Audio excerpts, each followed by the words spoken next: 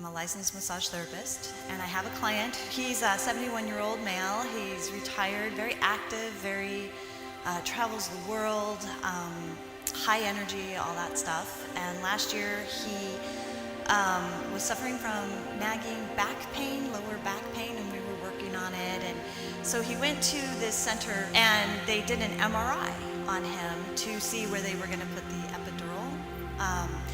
Then it came back that he had lesions on his liver and his spine. And he came to me with that information right after he got the MRI results. And I went, okay, I guess it's a little emotional because this is right after my dad passed, and he's, a really nice man, and he feels fatherish to me, even though he's a great client. But I said, you know what, this is the precipice of your life. You could honorably exit stage left and die of cancer, or you can take the challenge and heal your life. And so I introduced him to Dr. Joe Dispenza's Blessings of the Energy Centers. Started talking about that theory of bringing in your future healed self. And we started talking about that. And he's a very open-minded individual, which is fabulous. And he was very intrigued about that. So we listened to the beginning of the Blessings of the Energy Center, where Dr. Joe explains the atom and goes on. Our deal was he was going to come in as much as possible, which ended up weekly, but we were going to do craniosacral therapy session while listening to the meditation.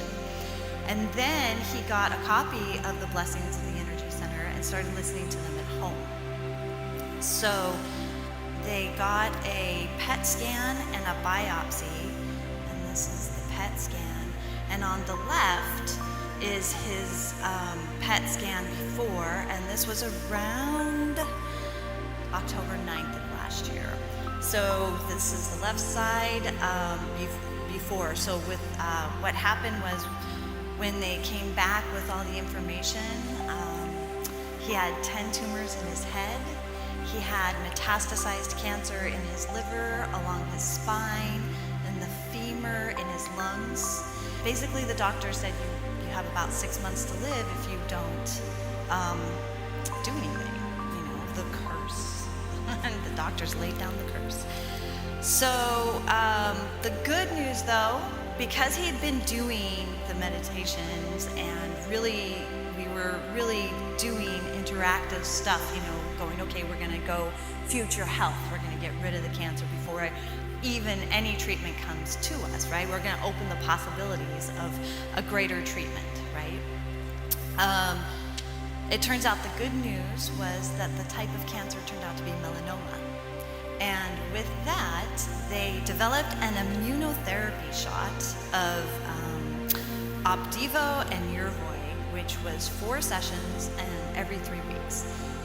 Except the first session doesn't count because it's delayed 30 days. So he basically had like 4 or 5 weeks where nothing was happening. So again, he was coming to me. We were doing weekly sessions, craniosacral therapy. I yelled at him a couple times because he would refer to his food as anti-cancer. And I'm like, get cancer out of you. You're giving energy to cancer. Get it out of there, It's your health shake. Go for health. Get cancer out of your mind, And he'd be like, okay. Yes, ma'am. The first infusion shot was 10/21. And then the first really good news about this whole thing, because doctors and the missus were all very skeptical. They're like, oh my God, you're gonna die. It's set in stone, right? Actually shrank. And all the tumors along his spine were shrinking, and some of them were even gone. Go January, he went back, and most of his tumors were gone. He'd been listening to him and his wife. Actually, his wife joined him, and he started listening to the Blessings of the Energy Centers like 4 or 5 days a week, right? And come 4/15, he cured himself of cancer. He has no more tumors. The They were worried that the bones were going to collapse because the tumors were shrinking so fast. And so for 15, his bones are actually better than before.